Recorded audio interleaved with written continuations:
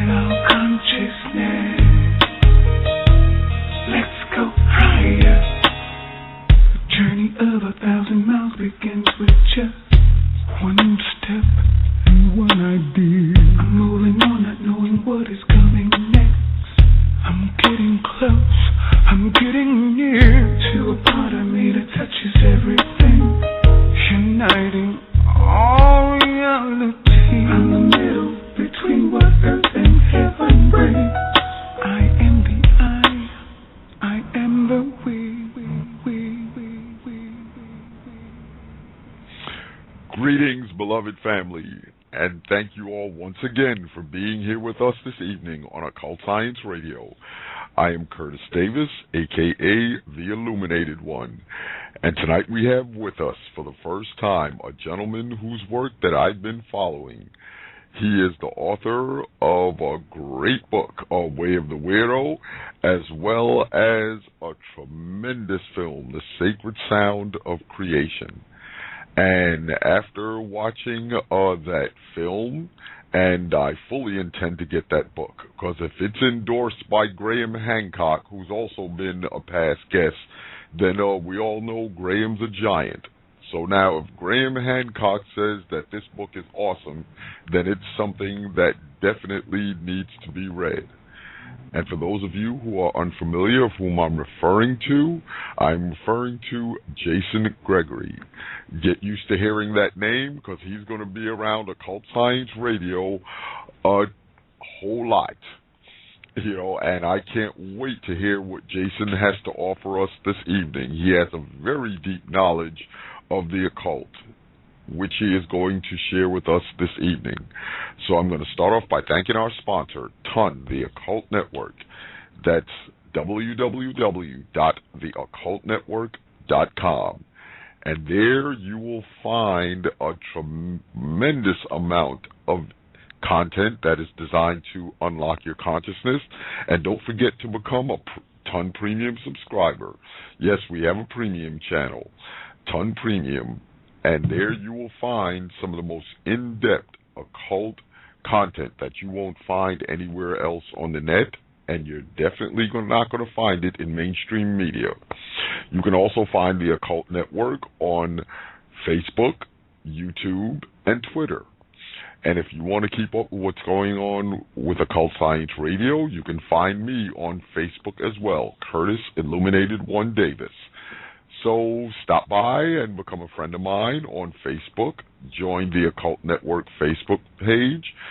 Join the Occult Network on YouTube and Twitter.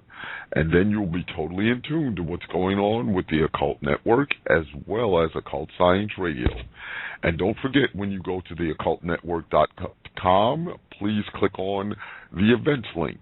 Why? Because there you will find some information on the upcoming Free Your Mind Conference 2, which will be held in Philadelphia, Pennsylvania on March 25th, 26th, and 27th, 2013, in which I am a featured speaker among many, such as Lennon Honor, Sonia Barrett, Andrew Bishago, Alfred Weber, Mark Passio, Jan Irving, and many, many more. This is going to be one of the most powerful conferences that has ever been presented. So once again, go to theoccultnetwork.com, click on the events link, and get your tickets as soon as possible because they are going rapidly. So please call in with your questions, family, at 646-649-1987. That's 646-649-1987. And if you have a question or a comment for our distinguished guest, Jason Gregory, don't forget to press 1 on your keypad so we can get you on the switchboard and take your wonderful questions and comments. Now, having said all of that, family, it's time to welcome, for the first time, and believe me, this is just the first of his many appearances to come, Jason Gregory. Jason, my friend, welcome, brother. It's good to be on, Curtis. Nice to meet you, and Cult Science Radio is a great network, so it's a pleasure. Oh, yes. Believe me, after following your work, I was just blown away.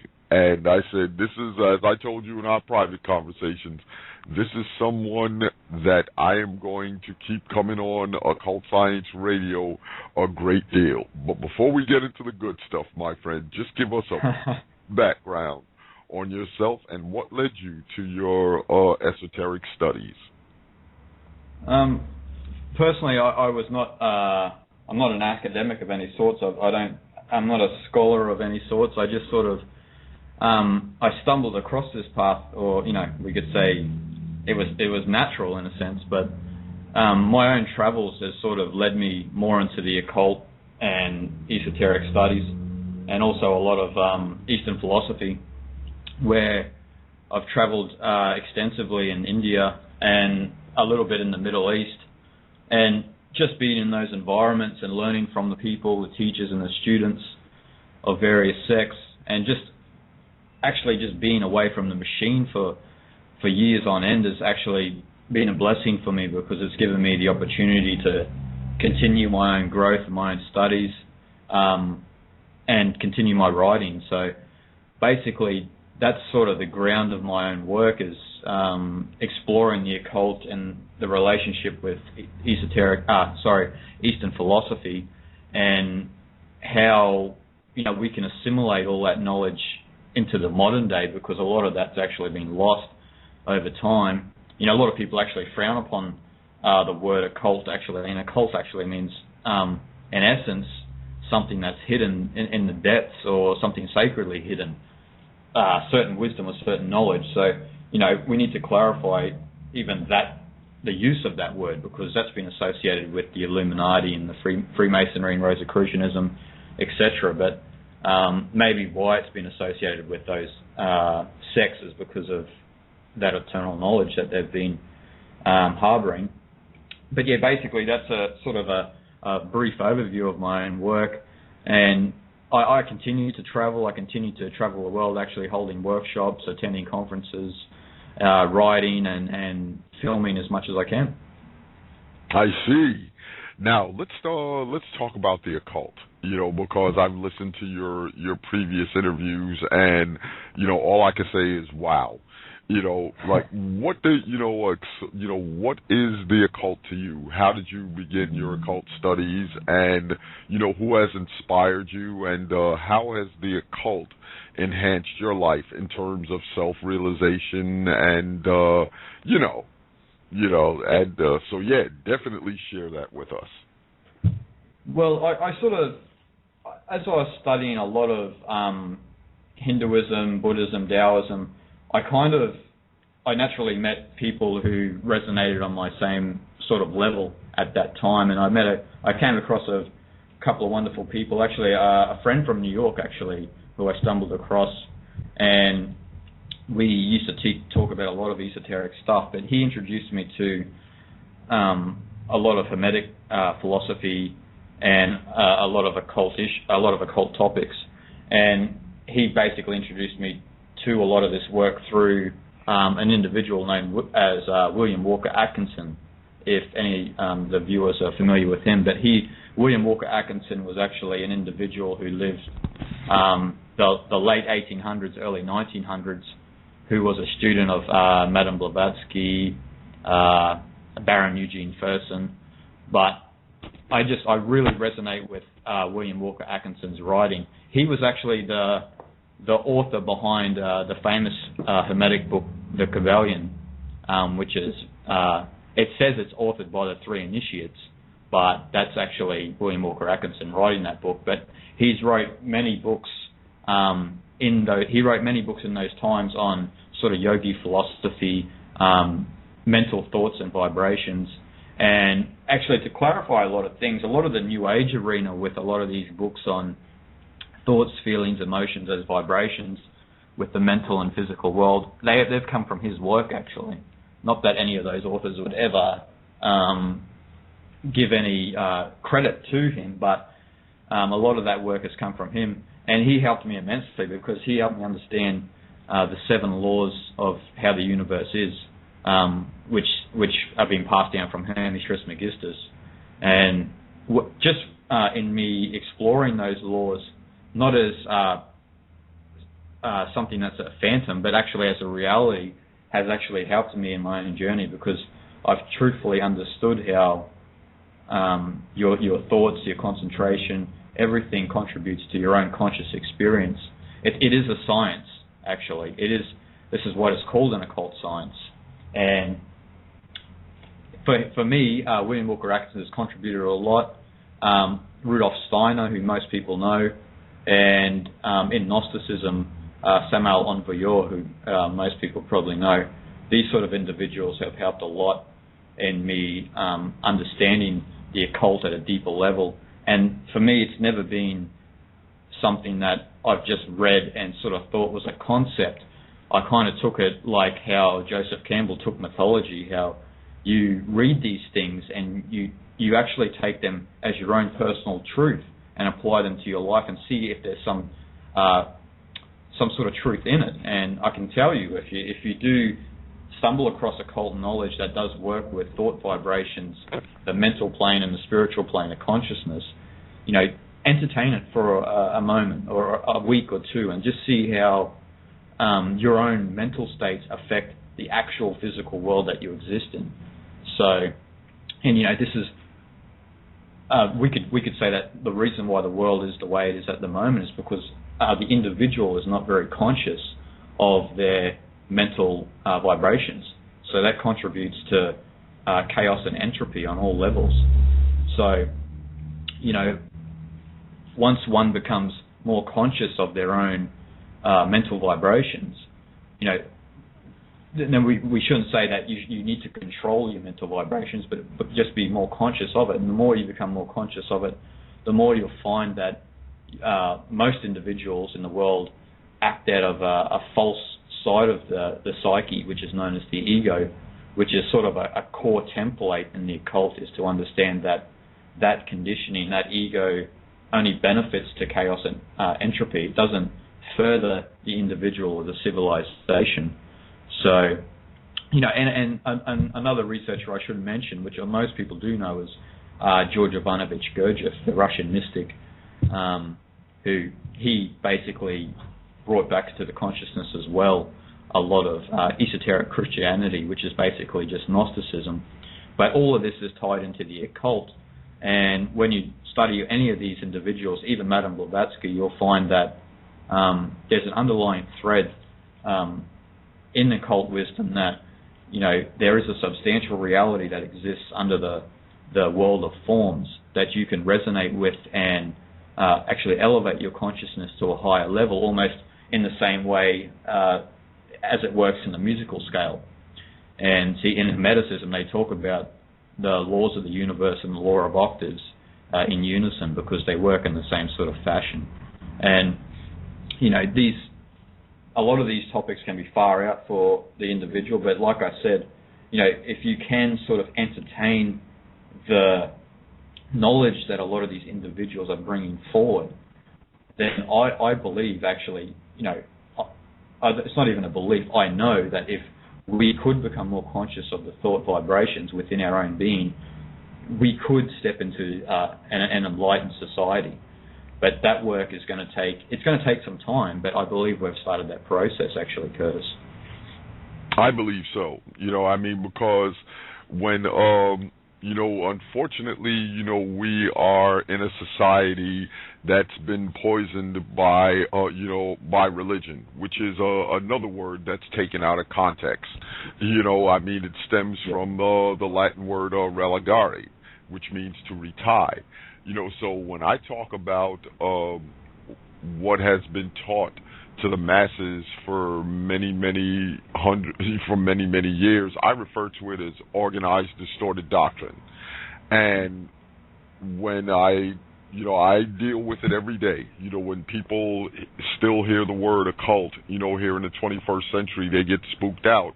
And then, all this talk about the Illuminati and they're classified as the quote unquote the evil ones. But now, what I wish to convey to people is when you talk about the quote unquote Illuminati, or that 1% that's supposedly controlling all of this, those are the real occultists. They are occult practitioners, and the way that they were able to elevate themselves and to maintain what they built is by giving the masses quote-unquote organized, distorted doctrine and pumping into their heads that the occult is something to be run away from, while they practice the occult themselves, because they know that the occult is the true science and religion is the opiate of the masses. Would you agree with that?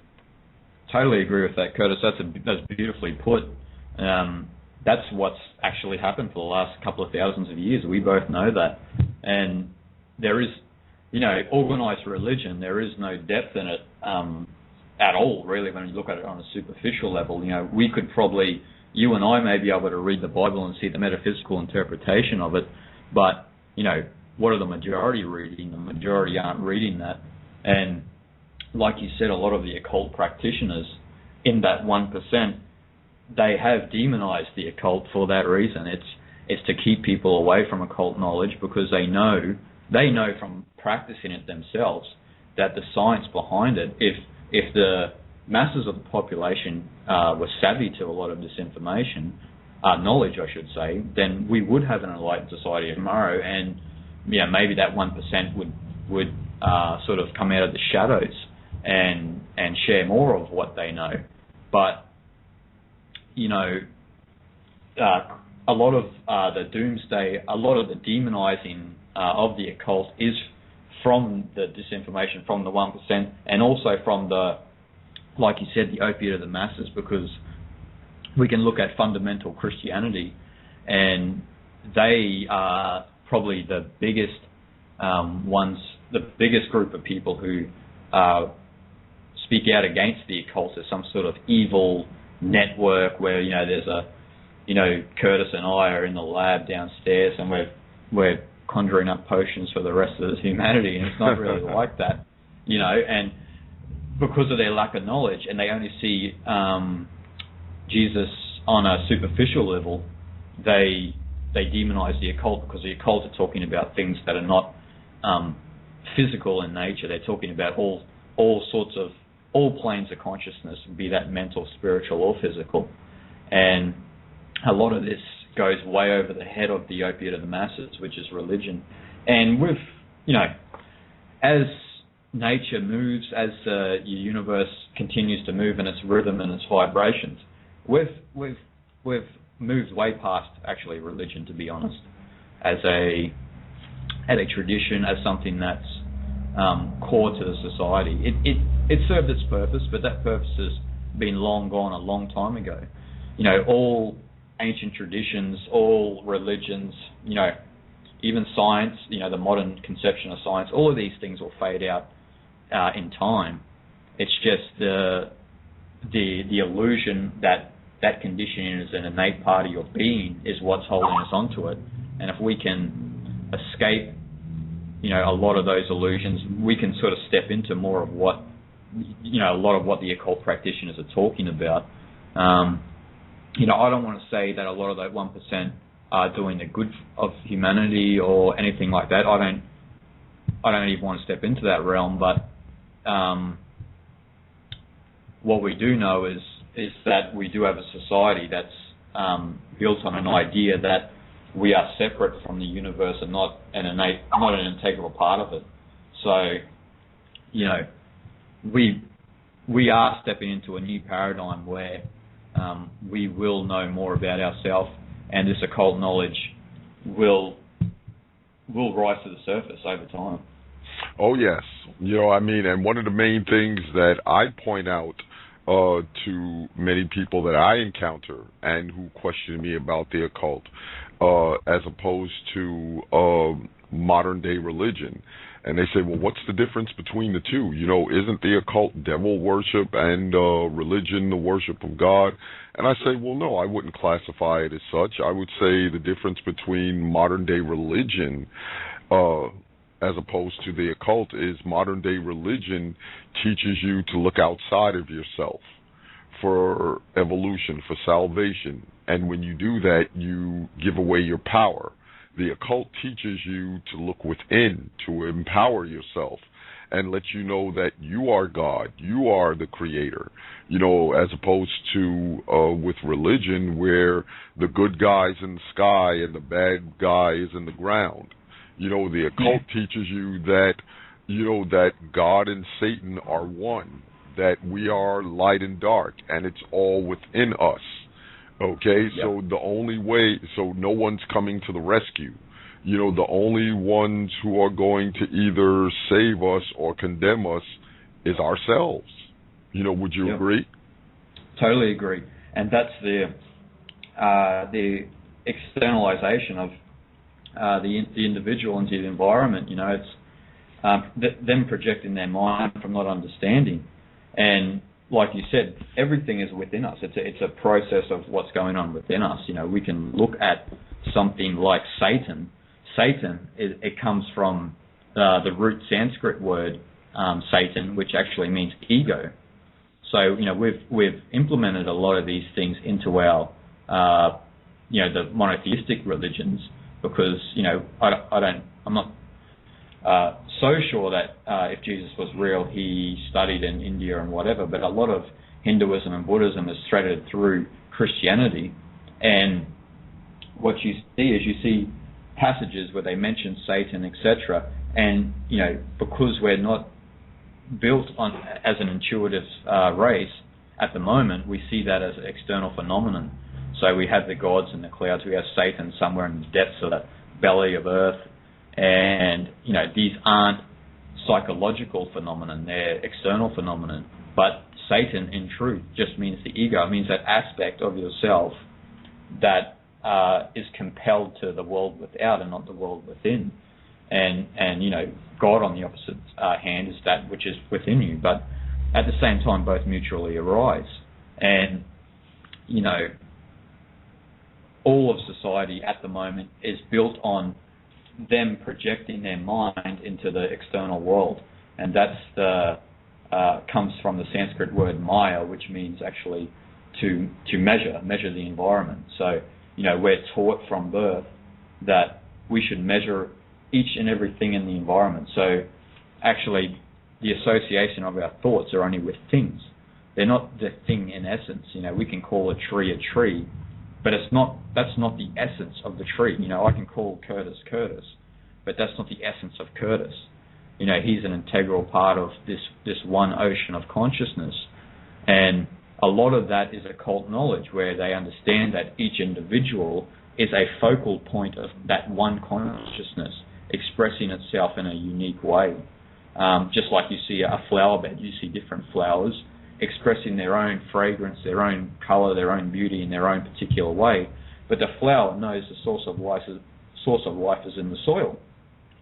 But the human being doesn't know that the source of life is that which is within them.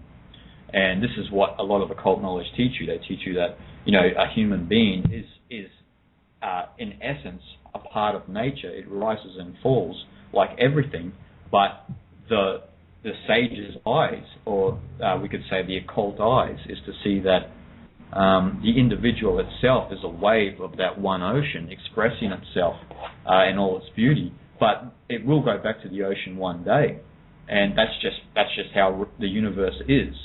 And a lot of this knowledge, like you said, is thought of sort of as spooky in organized religion, but I don't see what's spooky about it. It means that what Christianity and all of the monotheistic religions are saying about eternity is actually explained in a scientific manner in this, because it means that your consciousness is part of that one underlying consciousness that goes back to the source, and you will rise again in some sort of manifestation. I don't know what other manifestation that'll be, but this ties in with reincarnation, etc. And a lot of Christians out there, they erroneously think that reincarnation's a false idea. But if you get into a lot of the lost gospels of the Christian doctrine, they speak openly about reincarnation, about how we're part of one ocean, you're a wave expressing itself at that time, but you will go back to the source eventually. And I don't want to categorize if you can sort of remain with the source or you come back into manifestation and have an experience, because that sort of ties in with a lot of the Christian doctrine where they think that you go to heaven forever, but the way that the universe is heaven and earth rise mutually, and when we say earth we mean the manifest world, and when we say heaven we mean space. So you could say sound and matter, or space and form.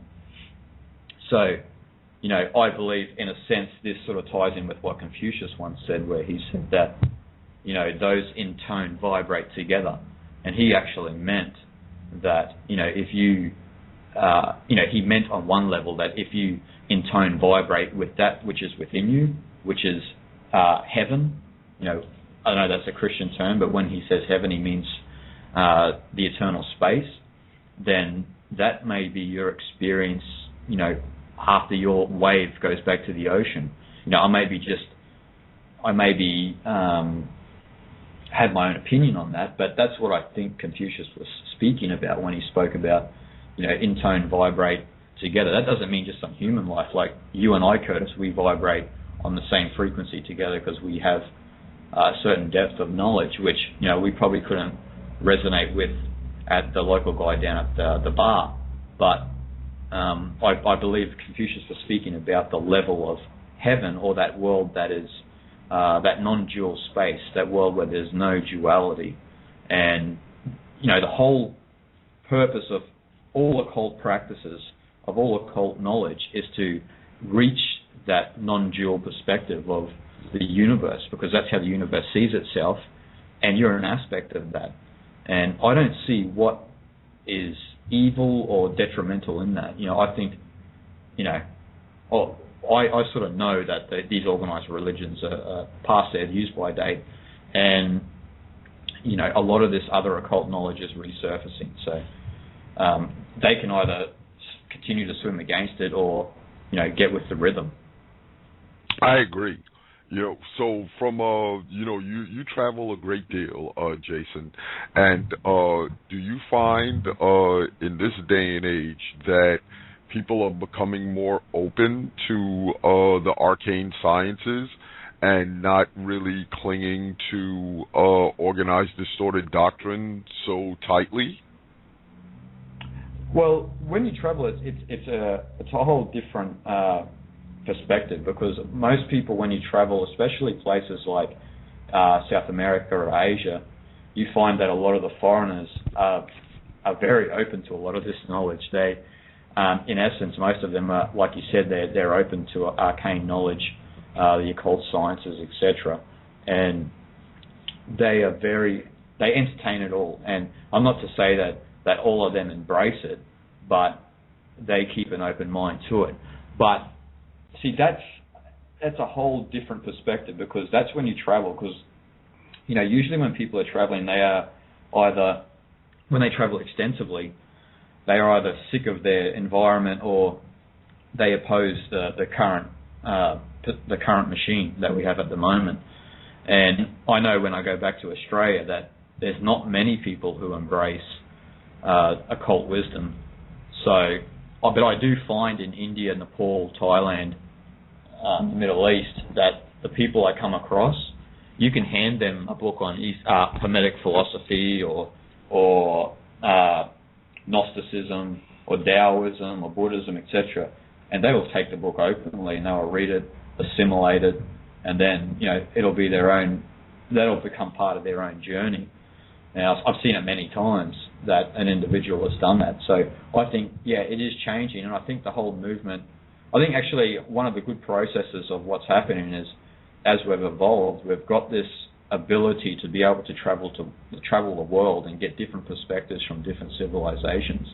Where 40 years ago, for yourself, Curtis, if you and I were the same age 40 years ago, we couldn't even have this conversation. And I'd never be leaving Australia. You'd be never leaving America. That would just be the way it is. So I think a whole new world is beginning to open up, and I think the occult wisdom and the arcane teachings are becoming an integral part of that. Oh, yes. It's my dream to really see, these institutions of organized, distorted doctrine fall and the real science, to rise, because as you said previously, once that takes place, then we will truly have an enlightened planet, and people won't be so fearful of the things that they perceive to outside of them that's controlling them. Because once you begin to evolve, you realize that it was all mind control, that there's nothing outside of you that's greater than you. There's nothing outside of you that dictates your destiny. Only you can do that. We're microcosms of the macrocosm.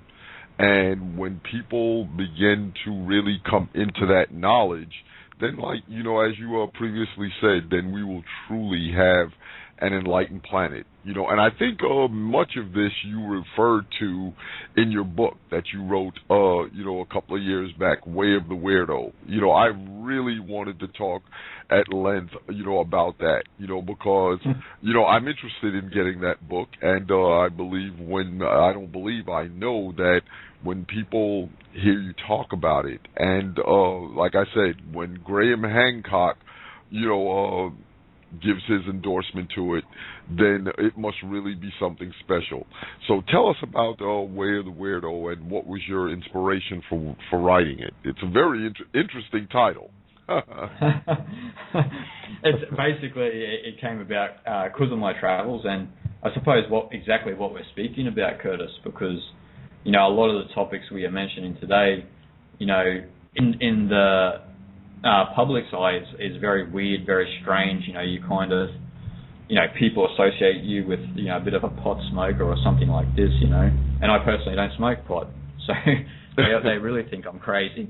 But it sort of came about from that and me exploring, it's kind of interesting how you led into that, because you were talking about how the external phenomenon can control your life, because that in itself is a reflection of who you truly are. It's not something that you need to go out and openly fight or defend, because that again is not breaking down your conditioning, not understanding that the world is the true source of the world comes from within yourself. So,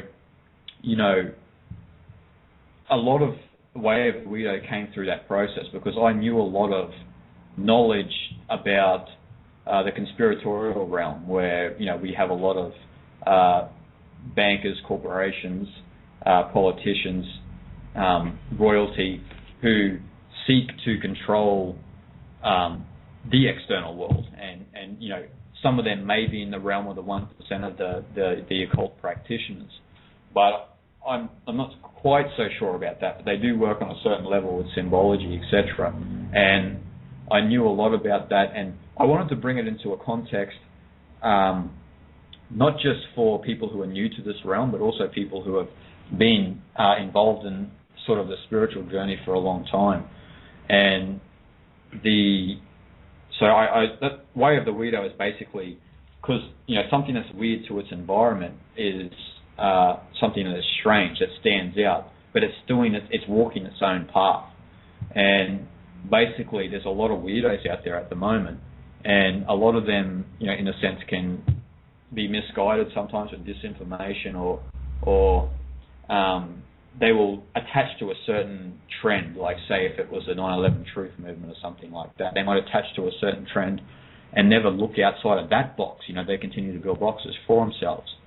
So Way of the Weirdo is trying to get to language to an individual that, this process in the external world is just a reflection of what we're individually and collectively undergoing. So the more you explore that which is within yourself, the less you are controlled by the external phenomenon. And, that's a process that a lot of us undergo for a lifetime, but it's the necessary process. It's the key to merging the individual will with the divine will, which is sort of what I get into towards the end of the book, which is one of the key the key alchemical sciences in the occult is to merge that lead of the ego with that divine will, that one consciousness that moves through all life. So that was one of the towards the end of the book, the core processes of trying to let the individual understand that we are all one, but we express ourselves differently. We are, the way the manifestation does express itself, it expresses itself in a unique way. Variety is the spice of life. You can't have a good Indian curry without a good mix of spices. So we can't have a beautiful manifestation without different individuals in this world. It would just be, the manifestation of the world would be boring if we merged into actually a whole unified sort of organism, even though we are part of a unified organism, but from the perspective of just having one conscious experience. And I tried to categorize in the book that a lot of the, I call it the inauthentic spiritual teachings at the moment, only because a lot of the people don't understand that that idea of oneness. So when they talk about oneness, they obviously put that into a category of that we're all going to be the one thing, living in love and light. And the whole idea in mental alchemy of Hermetica is that the idea of oneness is the more you get rid of your latent tendencies or your habitual ways in your being, you ascend to a higher level of consciousness, and you have that union. And like you said religare. Religare is Latin, which means to have that connection with the source. And it's the same as yoga. Yoga comes from the Sanskrit root word yug. And, when people say they're practicing yoga, they're really saying they're practicing their connection with God. So, they're not, you could say hatha yoga, which is more to the point, because that means you're doing the actual spiritual cultivation in a physical sense. But, so I tried to clarify in the book that idea of kind of the misinterpretations of oneness, but the true essence of what the ancient wisdom traditions were talking about. So, I hope it sort of becomes clear to a lot of people when they read it. And the response since Way of the Weirdo has been great, because I can tell you, Curtis, there's a lot of people out there that are changing in the world and are thirsty for new knowledge. Oh, absolutely. Absolutely. That's why your book and, your great documentary, I have to watch it again because it was so impressive, The Sacred Sound of Creation. It's like you took the book and put it into film form and just added on to it as well. Tell us about that film.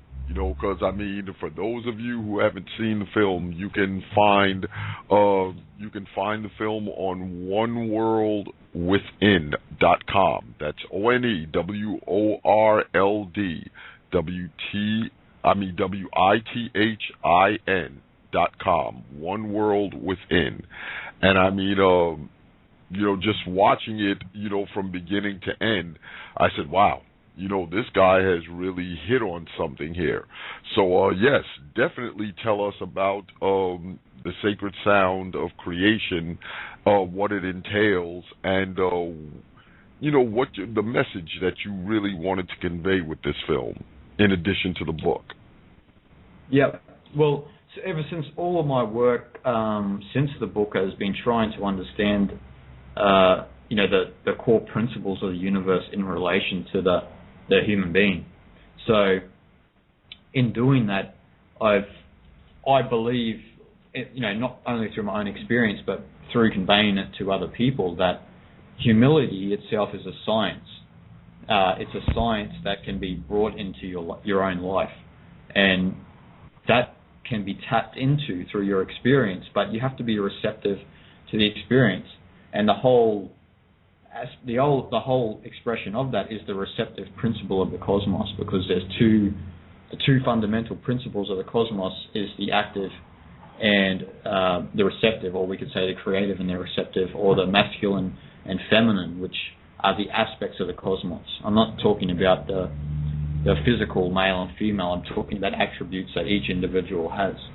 So in sort of exploring that knowledge more, which is again more occult knowledge, I put it into a presentation actually in a tour that I did last year around Australia, which was the Reality Unplugged tour, and I presented the Sacred Sound of Creation. That was really well received, and after a month of coming home and sort of contemplating and working a little bit more on it, I thought, you know, this has to get more exposure. So I've got a good friend in America, Justin Jazuski, and he's a great filmmaker, and we kind of put our heads together and we put together what we did. So basically the Sacred Sound of Creation is trying to convey that humility, that aspect of the human being is a science, it's a spiritual science, it's an occult science that you can put into play. Now, again, you shouldn't outwardly go and try and put it into play. You've got to be compelled to these kind of virtues of the human being. You can't just pretend to be humble. That would be a cop-out. But it's understanding that through all knowledge, through all wisdom, that when we look at the masculine and feminine of the universe, the way that space and form, or sound and matter, or sound and light express itself, we see that that's playing out within us as well. And one of the problems, which I kind of a little bit I go into in the film, is that we've only really embraced the active side of ourselves, the masculine, and it kind of flies in the face of the Chinese philosophy, because when we look at the I Ching, we see that the two fundamental principles of the universe is the creative and the receptive. Now, they use the word creative because in ancient times, the sages that went deep within themselves to bring that knowledge forward understood that in any activity, creativity should be at play. And because to be active is to be creative in a sense. You know, you can be cooking dinner and thinking that there's nothing creative happening, but it is a creative process. The problem in our world is we have a highly masculine, active civilization, but no creativity. And so, because we have no creativity, you know, there's no inspiration. It's kind of this is why a lot of people think it's just a pointless manifestation. They get kind of deluded in their own ego. But the Sacred Sound of Creation was to the principle of it, as you would have saw at the end of the film, Curtis, was to understand that humility is a science. But the process I go through in the whole film to express that is through a lot of this occult wisdom about how the nature of reality actually is, through the 7 laws of Hermetic philosophy, and also the 4 ideas of creation in Hinduism. So, and then I do elaborate on some of the external phenomenon, but I do turn it back on the individual, because through the whole film, I think it becomes pretty well known to the viewer that, you know, if we can see reality truthfully how it is, the within and the without don't really exist. They both mutually arise. So that means that which is without that you are seeking to fight is only just a reflection of who you are. So the idea is not to change the external world by imposing your own will upon it, because that would be no different to the people who are causing a lot of the trouble in the world. The whole purpose of it is to look within completely and do that great work, which is what they call in the wisdom traditions, the great work, and burn a lot of those latent tendencies or habitual ways that you have to bring forward that receptive principle of the universe. Because, you know, it's not until we do that, not until we reveal that feminine energy within us, that we're going to move on. Because, you know, it's the whole dichotomy of if we live in a universe that happens to us or we force ourselves upon it. And, you know, there is an ebb and flow there, but the problem is we feel that to align with the source that we need to force ourselves upon it. And that's missing the point, because the whole point is what you realize through your own experience is that the universe is spontaneous. You know, you and I, Curtis, we can try and calculate the rest of our day, but I guarantee you that it's not going to acquiesce with how the universe works. You know, the universe is going to throw up hurdles and unexpected situations which are spontaneous, to see how you deal with it, to see how you are growing as a focal point of that consciousness. And, you know, a lot of the sacred sound of creation is to try and get into that, to try and understand that, you know, consciousness itself is, it does function in the same way as order and chaos.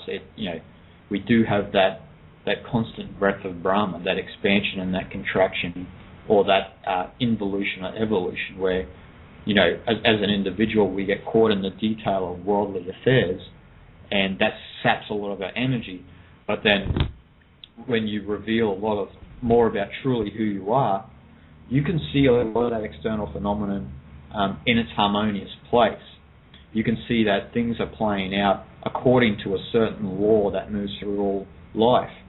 And the whole idea of the science of humility is to resonate with that receptive aspect, that spontaneous aspect of the universe, which is actually an aspect of yourself. And the more you resonate with that, the more you trust the universe. And this is why, you know, again, these can be misinterpreted, because in religion they say you need to trust God and all of these other things. These are all occult ideas, but they're taken in a different context, because they just think that trust is in some sort of figure in the sky, when that whole trust is a trust in yourself and your experience. And aligning with that aligns you with the universe, the cosmic consciousness, you could say, the divine will.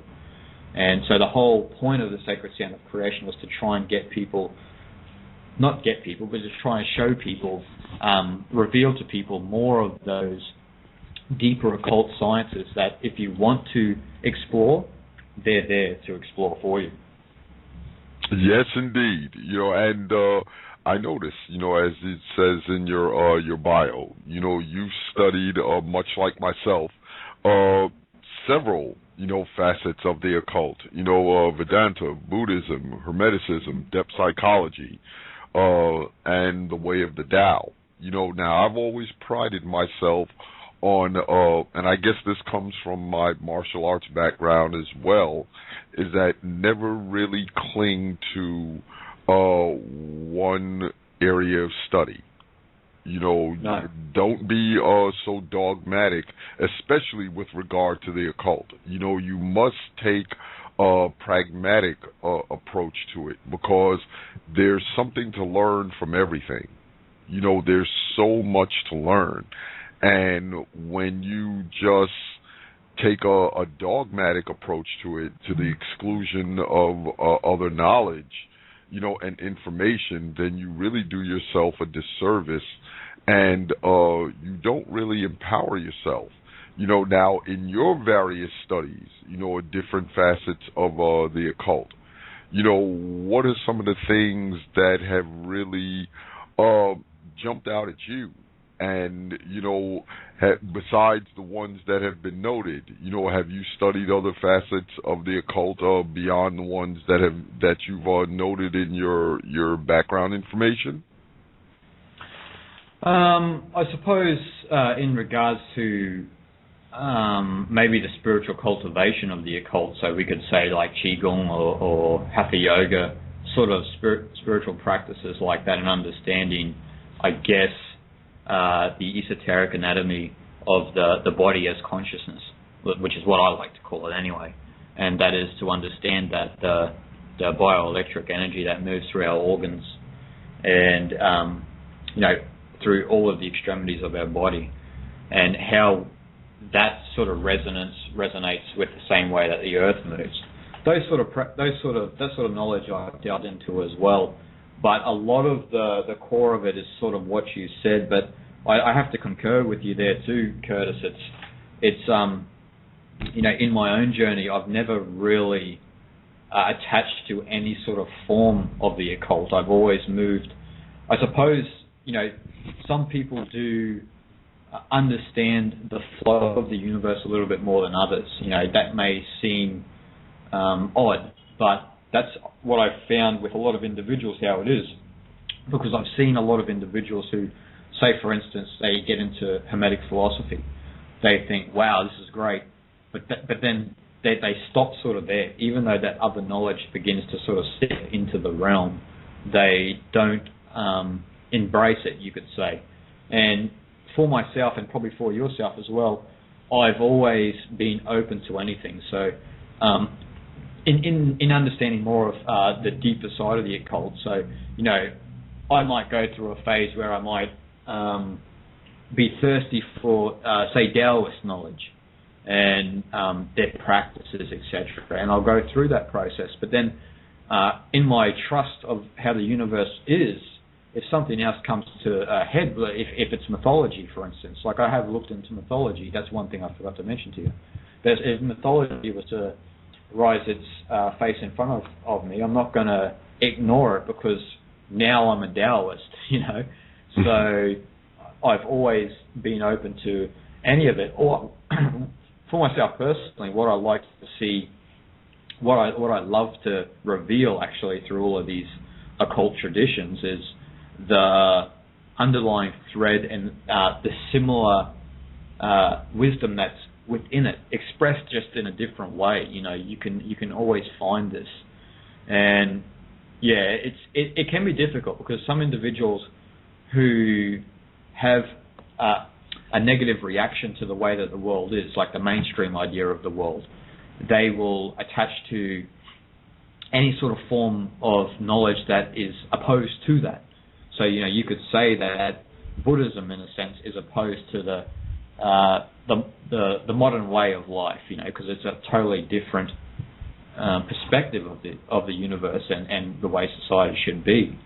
But if you're stopping there, then I don't see the difference between that individual and someone who goes to church every Sunday. So the whole idea of you could say following the Tao or following Brahman or following Sunya, the void, is to open yourself up fully to the cosmos and just continue to embrace your experience, because it's in the experience that the universe is giving you that's going to allow you to grow into that more humble, more holy individual. And coming back to your original question, sort of those, there's so much, I could probably tell you so much other knowledge that I've come across that I delve into. Like I love the rhythm of nature, I love the rhythm of how the universe moves, but there's so much different sort of knowledge in that. You can even get into modern quantum physics, except when you look at that sort of realm. Like, I have looked into quantum physics, but I'm not a scientist in the in the modern realm by no means. But there's, for me, all of the information that I've stumbled across or naturally was graced my path, I've always assimilated and given it an honest and open hearing, which is, I think, the key importance of any occult practice, is to give everything an honest and open hearing. Even if someone's coming to you with some sort of dogmatic view, see what they've got to produce for you and see if you can take anything out of it. So, that's a process that we all work with. Oh, yes.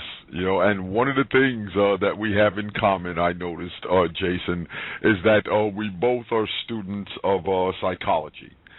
I love psychology, and, how I became introduced to the field of psychology is through Jungian psychology. Studying, really illuminating that part of ourselves that society has taught us to run away from, to suppress, and, when I began to study psychology and, when I began to study the occult as well, it was like the two just fit like a glove in hand. And, one of the things that, when I come across various occult practitioners, and, I've even heard some of them say, well, they felt disempowered, and they felt that their rituals or, wasn't working. And, I tell people all the time that I take what's called a biocentric approach to the occult, the arcane sciences. Because when many people first undertake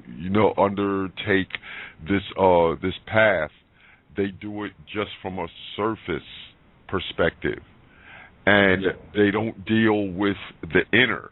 No matter what you're doing on the outer, whether it's with sigils or whether it's with pentagrams or hexagrams or even Baphomets, if you don't deal with the inner you first, which is the foundation, then anything you do on the outer is going to be short-circuited.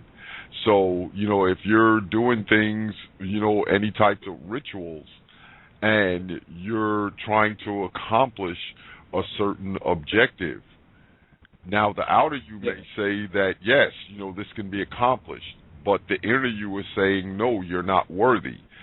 So before you do anything outwardly, you have to go in and deal with that inner you that's saying you're unworthy of this. So now I see that you're a student of depth psychology. Would you say that depth psychology basically covers the same thing? Oh, definitely. And like yourself, Curtis, like with depth psychology, one of the greatest teachers for me was Carl Jung. Oh, he himself, I believe, it's just that he's an occultist. He's absolutely, yeah. And yes. And dealing with those darker aspects of ourselves that we're told not to embrace, and that's a lot of that is older Gnostic knowledge, but Jung put it in such a way in our scientific paradigm that makes complete sense, because we can look at the shadow, we can look at the ego and the self, and these are older sort of occult wisdom, but he's brought it back into the consciousness of the individual. And one of the whole reasons we're in the situation that we are in at the moment is because we have suppressed that side of ourself that doesn't feel worthy, that dark side of ourself that we don't acknowledge is a part of us. And the whole perspective here is not to suppress it and not to ignore it, is to embrace it and to bring, it doesn't mean that it's not going to disappear. It just means that you'll acknowledge it more, and you won't listen to it as such. And this is what builds sort of the schism within the individual, because we have that urge that we are worthy of doing it, but then we have the shadow within us that always says, you're not worthy of doing that. you're this, you're that. Remember the past. It's always pulling you away from sort of the present moment where reality actually exists. And the more we can embrace that more, the more we can sort of have a unification of the dark and the light aspects of ourselves, and bring sort of the complete individual forward.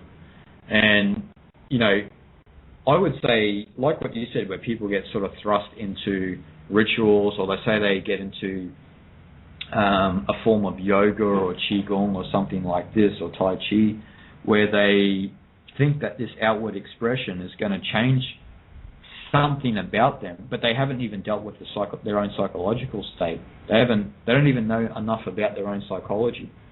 And I feel that psychology is an integral part of a spiritual journey, because the more you understand more about your own psychology, you got to remember everyone's own psychology is a little bit different. We still have the same sort of framework, but there are certain tendencies that some may have more than others.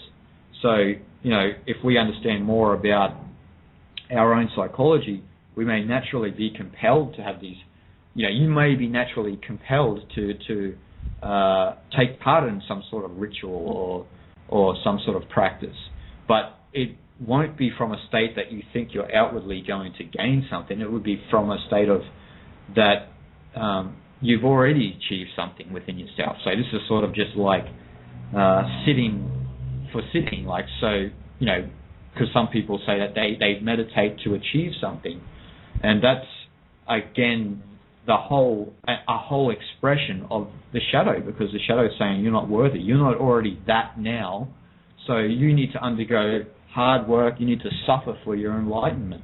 And the whole idea in higher cult wisdom, in sort of the higher realms of Buddhism, Hinduism, Taoism, is that you're already that now. You're already enlightened now. The only thing that blocks you from having that enlightened experience is the idea that you're not worthy, the idea that you need to keep suppressing this shadow, which just keeps bringing the foam of filth up into your psyche. So, we can't, the whole idea that we need to suffer, or that we need to continue a certain practice for 100 years to achieve enlightenment, is a foreign idea to the wisdom traditions, because if you do embrace the shadow within your psyche, then you will see that that is the only thing that is sort of pulling you out of your center. You're off your point of gravity. It's pulling you out from your center. So the more you can embrace it, the more you can understand that I do have some of these darker aspects within myself, but it's not something that's local to you. We've all got that. We can't say ultimately why that's there. We can say our conditioning that contributes to it, but at the same time, you can still see even a master towards their deathbed. They might say, I'm dying, but I'm still doing my work now. You know what I mean? It's still happening now. There's just there's no goal to reach. It's like what I said in the Sacred Sound of Creation, is the journey is the destination. It's not the other way around. There's no particular point, you could say, that we need to reach, because that would be to imply that we're sort of not part of the spontaneous universe. We are still a sort of linear model of creature that lives in something that's not linear. So that wouldn't make any sense to how the universe is, but these are some of the models that the modern day has created, because we continue to suppress the psyche. We continue to say that, we should only pursue pleasure, which is one of the great injustices to the world, because we've got a whole society that only pursues pleasure. Because what happens when you pursue pleasure? Again, it extends you away from looking within yourself. It goes, okay, I don't want to embrace that there's a painful aspect within me that I'm suppressing continually. So, because we collectively and individually, we just pursue pleasure. And this is leading us into catastrophe, because, whose pleasure is better than the other? Because, if those who are seeking pleasure are only coming from their conditioning. So they're only coming from their ego. So the whole thing is we've got this whole identity war on at the moment where, my pleasure is better than Curtis's pleasure, like the Australian way of life should be that for everyone. And it's like, I don't believe that's the truth at all, because it's the breaking down of that pleasure principle and understanding that pleasure and pain may be on opposite poles but are identical in nature. That's the truth. And this comes back to alchemy, back to what we were talking about before, the active and the passive, or the creative and the receptive, because when you can resolve both of those perspectives into one, you can sit sort of on neutral ground, the middle way, which is what Buddha called it, and understand that pain and pleasure are the same thing in essence, but the more you lead towards, lead your energy towards one side more than the other, the more we are entering a state of imbalance, which is why we collectively are the way we are at the moment, and individually, I should say, as well. Oh, yes, and the symbols have always been there, Jason. When we look at, to me, the greatest symbol of all, the yin-yang symbol, light and darkness. But here in our Western society, when people see that symbol, they tend to equate it with just Chinese philosophy. But that symbol is very powerful, because now what is that symbol saying? Light and dark. They're both different forms of the same energy, that they both are one. And with organized, distorted doctrine, or more commonly known as religion, as you said, it fragments you, because it teaches you to walk to the light, but to stay away from the darkness. And I found in my studies over the years that in the dark lies the most powerful treasures. So, even when we look at this from a quote unquote Christian perspective, one of the things that I've always stumped Christians with, with regard to God and Satan, I try to impart to them that even God and Satan are one, because did not God create Satan? Okay, and if this is the God that knows no evil, that can't even fathom any evil, once God created this quote-unquote evil force, it also did not destroy it once it became the epitome of evil. So now what does it tell you? To put it quite plainly, the way I tell them is, that God and Satan are one, that Satan is nothing more than God's shadow side. Because remember now, and I notice this goes right over the heads of many Christians, that Satan, a.k.a. Lucifer, was the light bringer, okay, turning on the light of consciousness, as opposed to, just blindly following. When we look at that, that yin-yang symbol, and like you said earlier, when you read the Bible, but you read it from an enlightened perspective, you will see that God and Satan are one, and that when the Creator began to create, it wanted to experience all things, not just good things, but it wanted to experience all things. And that is true occult. Would you agree? Definitely. And like you said, it's God and Satan are the back and front of each other. Like you said, Satan is the shadow of God. Both things mutually arise. And this is the whole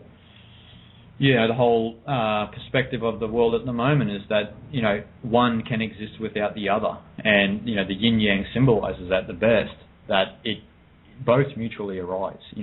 The creative and the receptive principles of the self are there to reconcile into union, to understand that they're both an aspect of the self, but they are one and the same.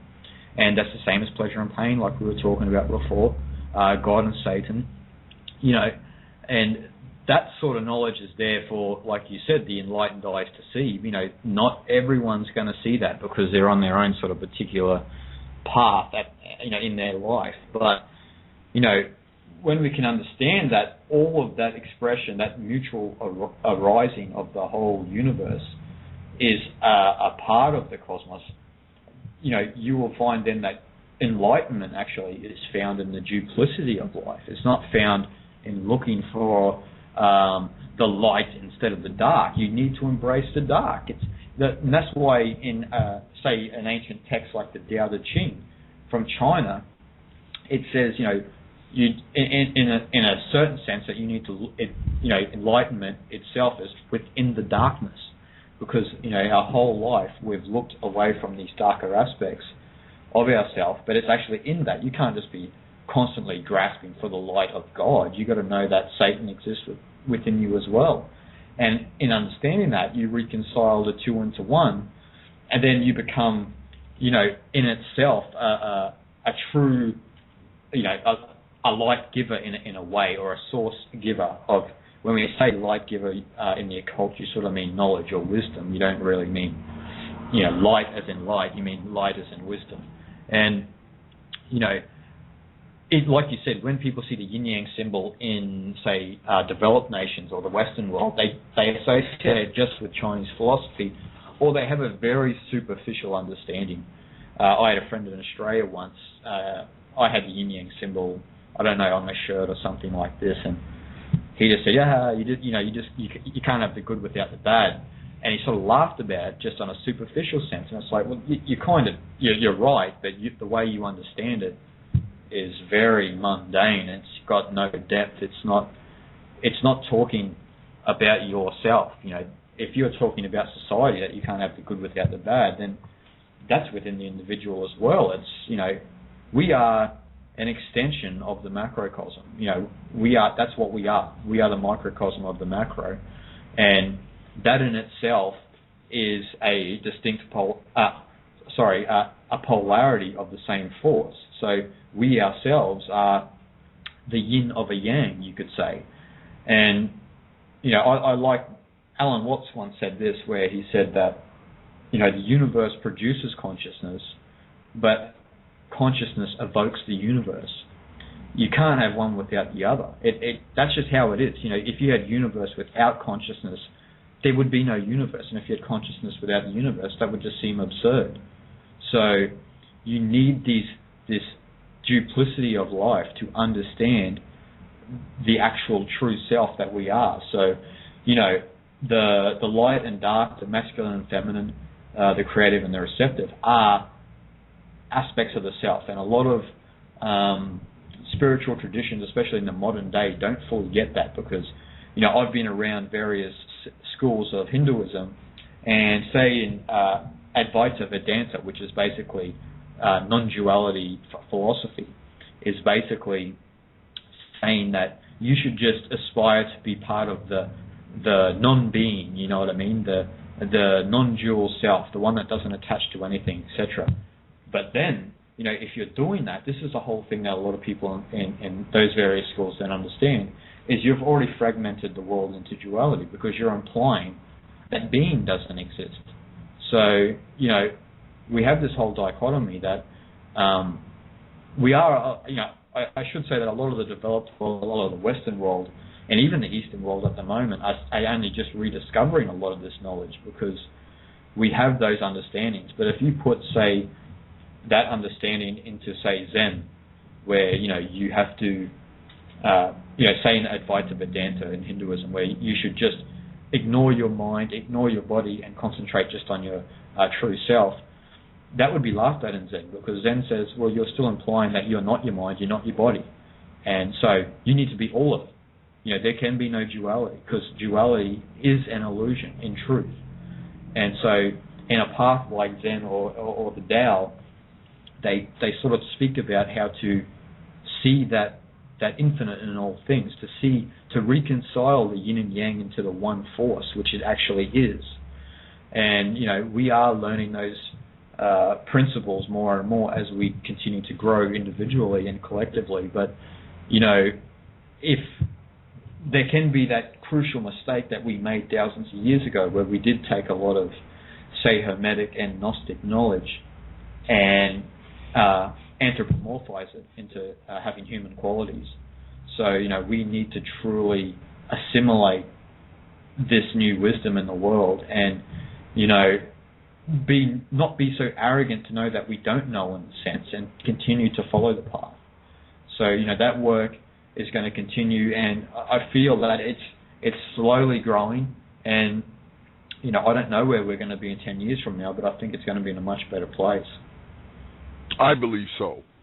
I believe so, because one of the things I've learned, in my studies, with shadow work and Jungian psychology and what have you, is that when you continue to suppress that quote-unquote shadow side of yourself and don't give it a voice, it tends to pacify you. And I think that's one of the main things that happened to the masses over hundreds or thousands of years when they began to literalize religion.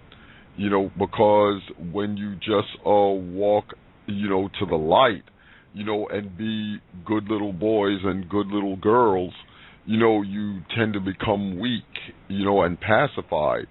But yet, those who are studying the true sciences, and they realize that even at times when one must become aggressive, if you instill in the masses that, that shadow side of you is to be suppressed, as they say, in the Christian world, get thee behind me, Satan.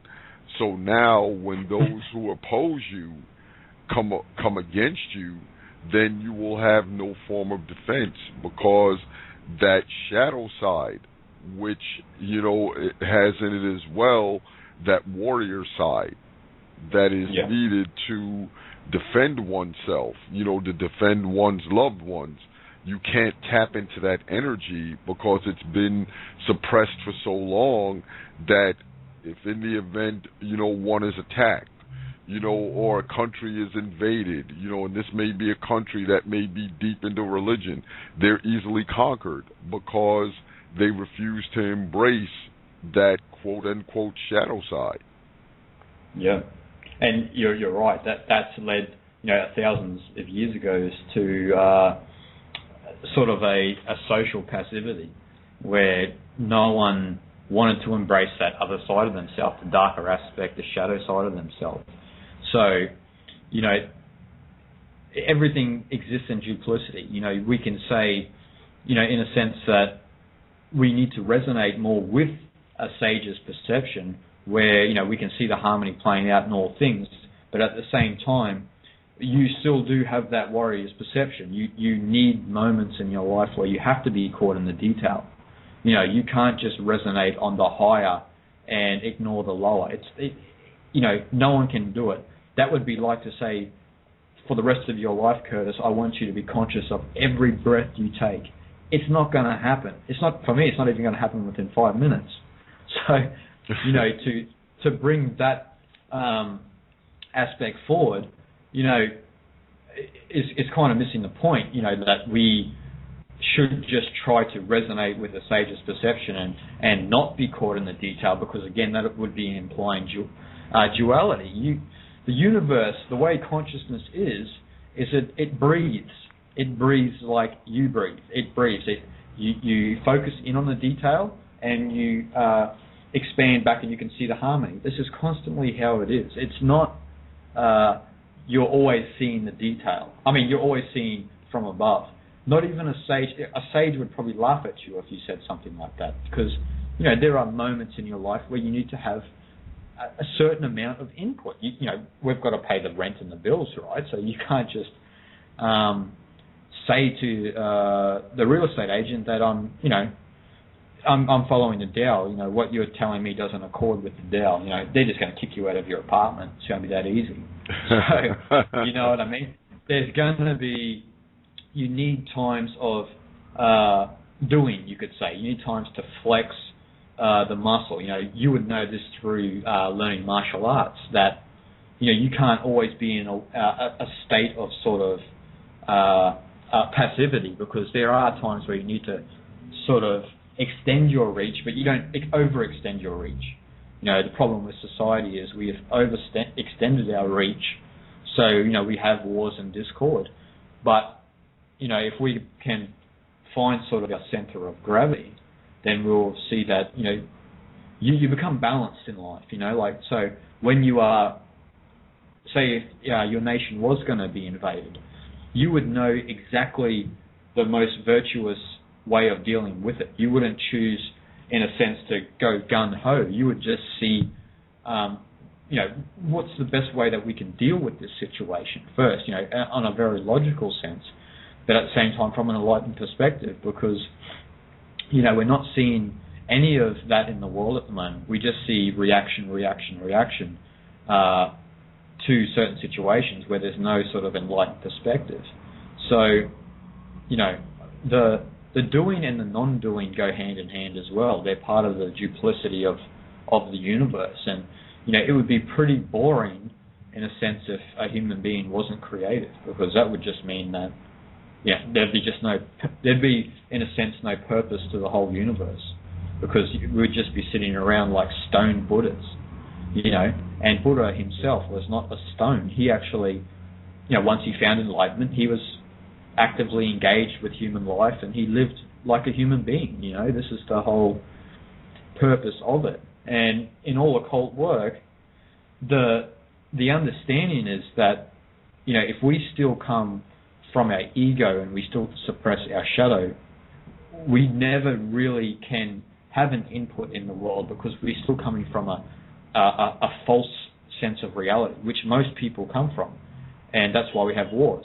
So the whole thing in occult work is to burn a lot of those latent tendencies in our habitual ways, and the understanding in, say, Hinduism and Taoism is the more you connect or you resonate more with that one consciousness, that ocean of consciousness underlying all life, the more a virtue which is beyond words begins to move through you. It's a power that no one can describe, and they call this in Sanskrit dharma and in Chinese te. And you begin to bring this forward that no one can outwardly explain, not even yourself can explain, but you feel that there's this connection, and you're bringing that wisdom or knowledge forward from that place. So the whole perspective of an enlightened society would be first to get rid of our conditioning, resonate with the higher, and then bring that virtue forward.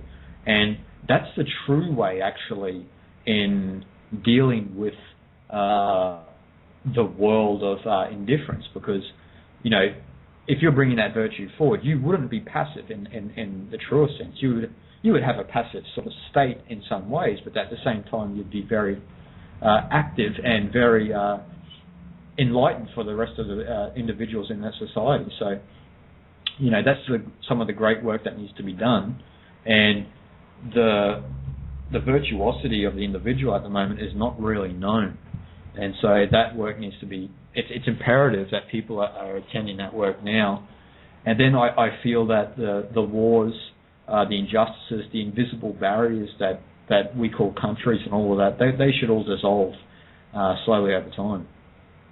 I agree. And we're going to take a quick pause to go to our switchboard, Jason, because we have someone that has a question.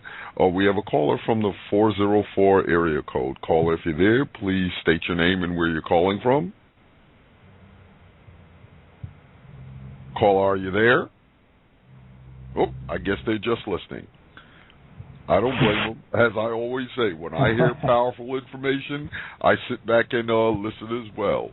But, time really flew by, my friend, but I'm already planning your next visit.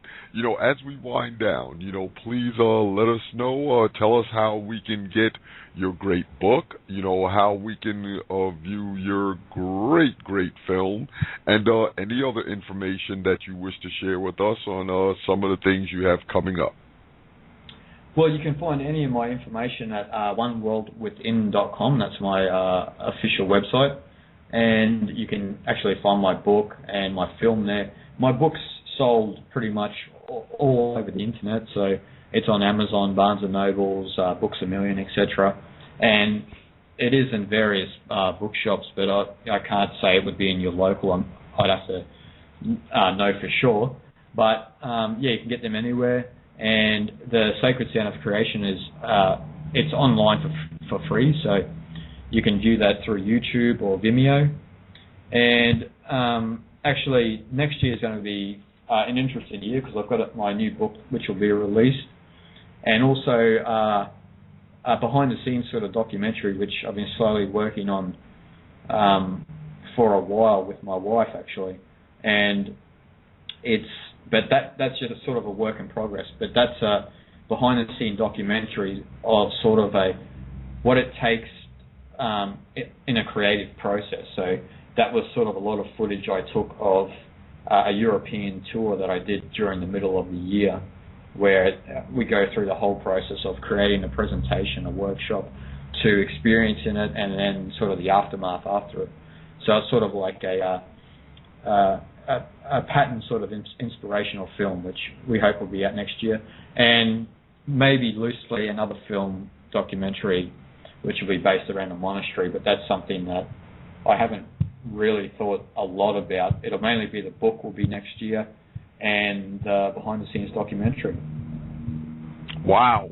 You have some great things coming up, my friend, and, not just coming from me, but coming from the entire family. We want to thank you so much, brother, for taking time out of your busy schedule to be here with us this evening. And once again, family, that website is oneworldwithin.com. There you will find the information to purchase this great book, as well as see his tremendous film, The Sacred Sound of Creation. Brother Jason, it was a pleasure, and as I previously stated, I'm already planning your next visits, not visits. I can't wait to be back on, brother. It was really good, and it's I can tell you we resonate on the same level, and I love it. And you're doing great work, and it's been a pleasure to be on.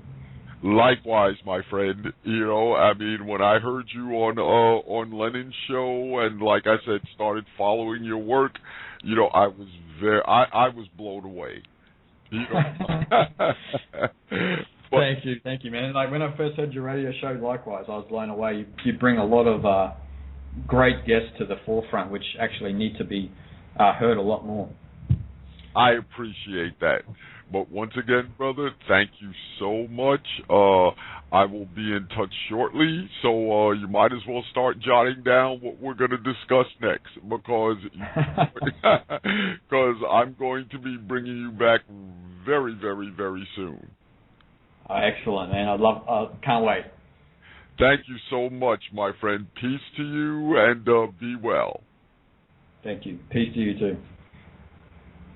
And we want to thank you as well, beloved family, for taking time out of your busy schedules to be here with us this evening on Occult Science Radio. It's the holiday.